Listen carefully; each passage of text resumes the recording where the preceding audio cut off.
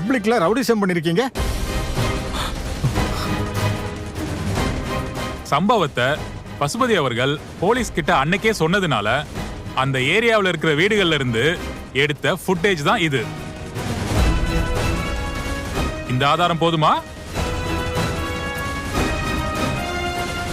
விஜய்க்கு சமமான பணபலத்தோட இருக்கிற பசுபதிக்கே இப்படி உயிர் பயத்தை காட்டுனதுனாலதான் அப்பாவி நம்பிராஜன் இப்போ பயந்து தலைமறைவா இருக்காரு.